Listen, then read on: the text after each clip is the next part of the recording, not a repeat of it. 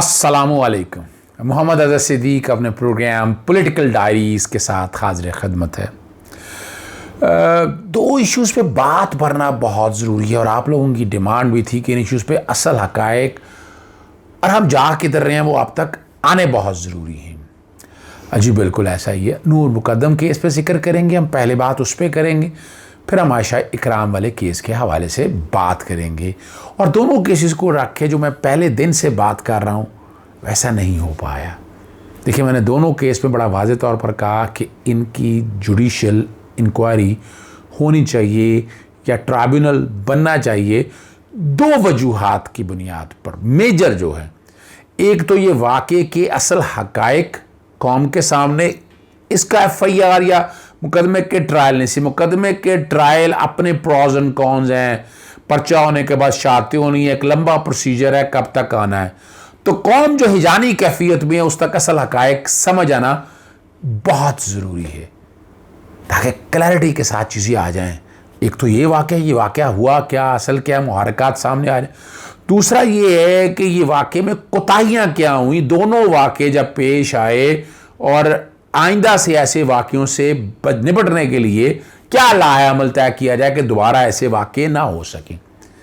ये जुडिशल इंक्वायरियाँ इसलिए ज़रूरी हैं।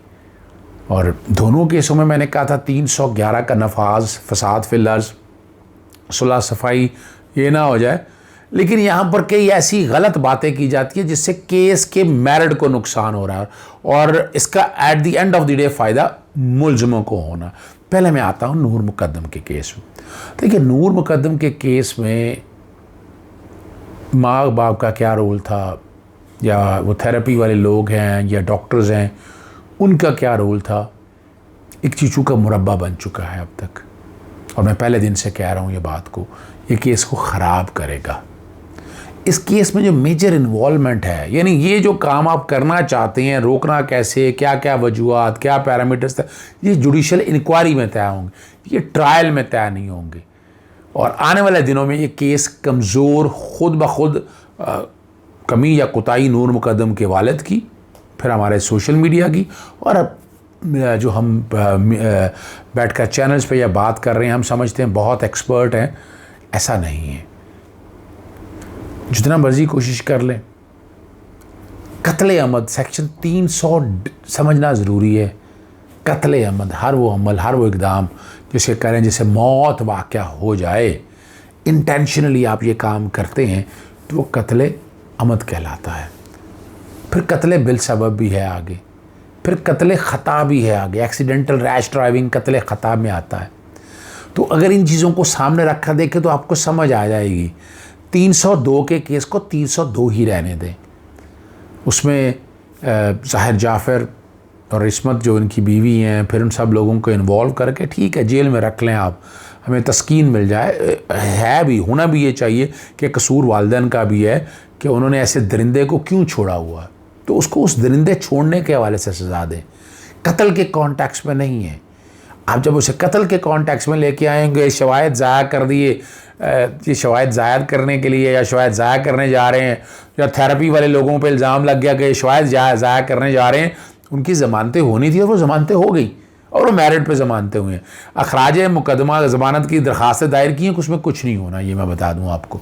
ज़मानत मनसूख करने के प्रिंसिपल बड़े सख्त हैं, कोई नोटिस हो भी जाएगा लेकिन ज़मानतें वापस लेना बड़ा मुश्किल है। यानी आपके सामने मौजूद है, नैब के केसेस मौजूद हैं, हीनियस क्राइम मौजूद है। बड़ा शाज़ो नाज़र है कि जब ज़मानत एक दफ़ा डिस्क्रिशन एक्सरसाइज कर ले और वो वापस हो जाए। तो पहले तो मैं क्लैरिटी के साथ बता दूं कि थेरेपी जो इनका क्या रोल था, कौन पहले आया कौन बाद में आया, हमने ड्रामाई अंदाज में चीज़ों को लेकर चल रहे हैं कि पहले कौन चला गया, दरवाज़ा किसने खोला, दरवाजे के अंदर कौन था, ये क्या ड्रामा है। हर रोज़ मैंने इसमें आपके सामने, मैं तो प्रोग्राम उतने कर रहा हूँ जितने का आम आदमी को समझ में आना चाहिए। हम आप इतना कन्फ्यूज़ कर रहे हैं लोगों को, इसका नुकसान केस को पहुँचता है, तो इसलिए इस पर गुफ्तगू ज़रा कम करनी चाहिए। तो मैं इसलिए क्लैरिटी के साथ कह रहा हूँ, ये ज़मानत हो जाना कोई बड़ी बात नहीं है। हम उसको जो जोड़ने लगे हैं, पता नहीं क्या करेंगे, मनसूखी की ज़मानत की दरख्वास्त भी दायर आ गई, कुछ नहीं होना उस पर। याद रखिएगा, बहुत मुश्किल है, बहुत रेयर है। या तो नया प्रेसिडेंट सेट होगा या नया लॉ सेट होगा। अब बाकी जहाँ तक है जाकिर जाफ़र की और इस्मत की ज़मानत की, उनकी नीचे से ज़मानत मनसूख हो चुकी हुई है। वो आगे हाई कोर्ट की बुनियाद के ऊपर, मेरा जहाँ तक ख्याल है, देखिए इन्वेस्टिगेशन कंप्लीट हो गई है, फर्दर इंक्वायरी का ये एविडेंस में तय होगा कि किसका कितना रोल है, कि यानी अंदर रख के क्या करना है आपने। ये एक बेसिक प्रिंसिपल है। एक एजड आदमी है, ये अपनी जगह पर मौजूद है, लेकिन इन दरिंदों को छोड़ना नहीं चाहिए। मैं इस पर भी इत्तफाक करता हूँ, ये अखलाकी पहलू है, कानूनी पहलू भी समझना चाहिए जो क्लैरिटी के साथ सामने आ जाए।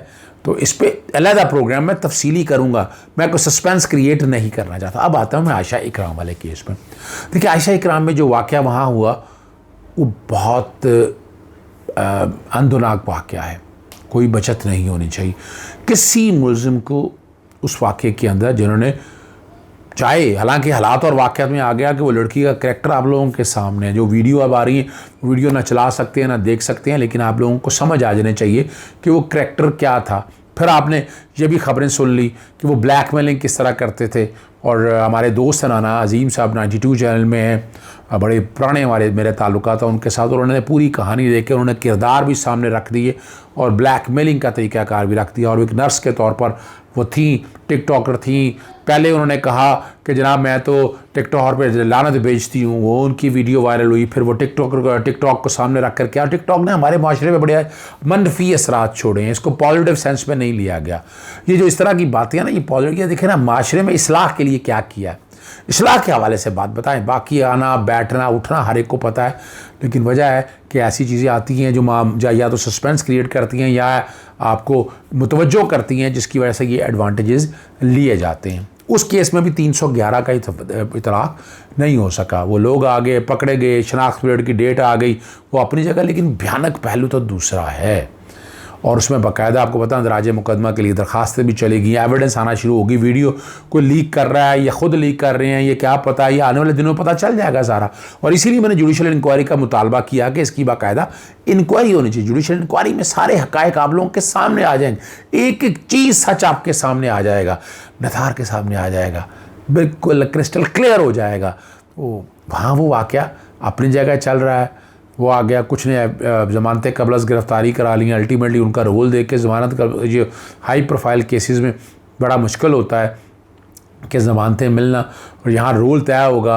अब इन्वेस्टिगेशन उस पर भी तय मुकम्मल हुई नहीं है। इन्वेस्टिगेशन या तो उस पर मुकम्मल हो जाए, फर्दर इंक्वायरी का केस बन जाए, फिर ज़मानत के चांसेस ज़्यादा बन जाते हैं। लेकिन तस्वीर में जो दूसरा रुख है वो बड़ा भयानक है।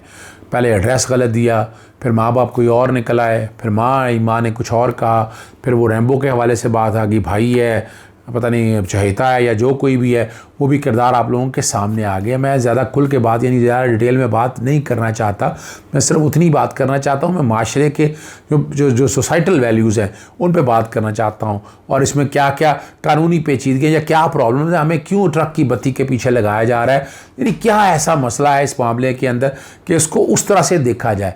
ये सोचने वाली बातें हैं और बड़ा सीरियसली सोचने वाली बातें हैं। यानी इसी केस को मैं जैसे मैंने आपके सामने रखा है, आप इसी को सामने रख कर देख लें। और अभी तक मैं हैरान हूँ हुकूमत वक्त ने अभी तक दोनों वाक़यात के हवाले से जुडिशल इंक्वायरी क्यों नहीं कराई है। ये तदारक करना है, यानी इसी में बैठ कर तय हो कि सोशल मीडिया की कितनी आज़ादी दी जाए। और ये सो कॉल्ड लिबरल तो बड़ी बातें कर रहे हैं। दोनों मुकदमा में ज़्यादातर दिलचस्पी इन लिबरल्स की है या इन खूनी लिबरल्स की है कि जो इनका अपना एक एजेंडा लेकर चल रहे हैं। उन्हें दुपट्टे से या चादर या चार दीवारी से कोई लेना देना नहीं है। और अभी तक देखें और याद रखिएगा, इसमें होने नहीं देना उन्होंने जुडिशल इंक्वायरी। ना माँ बाप चाहेंगे नूर मुकद्दम के और ना जाहिर जाफिर के, वो नहीं चाहेंगे। अगर वो निकला तो वो बहुत भयानक माशरे का चेहरा निकलेगा कि लोग वो क्या करते थे, डाक वाक का क्या रोल था। इसलिए बार बार मैं डिमांड कर रहा हूँ कि तभी हालात हैं। इसी तरह इस वाक़े में जब तो बिहार तस्वीर के पीछे से रुकाएगा, एक बात की अभी तक मैं मुंतज़िर हूँ इकरार हसन भाई का और यासिर शामी का कि माफ़ी मांगनी चाहिए कौम से, जो उन्होंने बेटियों के बारे में की, जो पाकिस्तान के बारे में अल्फाज इस्तेमाल की, पूरी दुनिया में ठट्ठा लगा, इंडिया में नारेबाजी हुई, आप सब ने देख लिया। वहाँ सारे बात ये सब ड्रामेबाजी, ये सब चल रहा है। ये प्लान नज़र आ रहा है, क्या प्लान हुआ, किस प्लान से किस वक्त उसको सामने लाना था, किस तरह व्यूज़ ज़्यादा बढ़ाने थे। टिकटॉक में पहले कम थे, बहुत ज़्यादा हो गए। और हम भी बात करते हैं आपके साथ, अगर हमने मैंने तो कभी आज तक किसी को पैसे नहीं दिए कि जनाब मेरी सब्सक्रिप्शन बढ़ा दें। मैंने किसी तरह इस तरह नहीं कहा कि बैठ के जनाब आप इस तरह इसको मैनेज कर दें। नॉर्मल हमारा काम है, आप अपने हिस्से की शमा जला रहे हैं, आप तक हकायक बताते हैं, आप लोग अवेयरनेस काम है, हमारा काम क्रिएट करना है। हम चूँकि बेसिकली हमारा काम ही यही है कि आप तक सच्चाई और हकायक आपके सामने रखना, ताकि आपको हर चीज़ असल और साफ़ सुथरी आप तक पहुँच सके और आप चीज़ों को समझ सकें कि असल हकायक और चीज़ें क्या हैं, हमें इनसे बचना कैसे है, बेहतरी की तरफ कैसे लेके जाना है, माशरा कैसे बेहतर होगा, माशरे में हमारी वैल्यूज़ क्या हैं, हम क्या ऐड कर सकते हैं, क्या सब्ट्रैक्ट कर सकते हैं। तो दोनों केसों में मैं सस्पेंस आज कोई क्रिएट नहीं कर, हकायक सामने रखने मैं इन दोनों केसेस का कोई मुस्तकबिल अच्छा नहीं देख रहा। मैं वक्त से पहले बता दूँ, सज़ाएँ होती हैं, नहीं होती, सज़ाएँ होंगी। सज़ाएँ कब तक होंगी, वो सज़ाएँ टूटती हैं नहीं टूटती हैं, ज़ाकिर जाफिर में तो जेल में रख लीजिएगा, वहाँ तो ultimately at the end of the day उसको तो सज़ाए मौत लिखी हुई है। वो तो बड़ा मुश्किल काम है।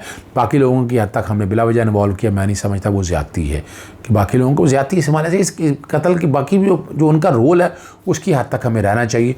इस तरह जहाँ तक आयशा इकराम वाला मामला है, आयशा इकराम जो उन लोगों ने किया उनको भी सज़ा मिलनी चाहिए। और आपको पता है मॉडेस्टी ऑफ ए वुमन के हवाले से बड़ा सज़ाएँ, बड़ा कानून बड़ा सख्त है और बड़ा क्लैरिटी के साथ मौजूद है। लेकिन दूसरी तरफ ये किरदार जो माशरे में बेरारवी ज़्यादा कर रहा है, माशरे को अपने ट्रक की पत्ती के पीछे लगा दिया है, उसके लिए क्या मसाइल हैं वो भी आप लोगों के सामने आ जाएंगे आने वाले दिनों में। इजाज़त चाहूँगा। अस्सलाम वालेकुम, अल्लाह हाफ़िज़, पाकिस्तान जिंदाबाद।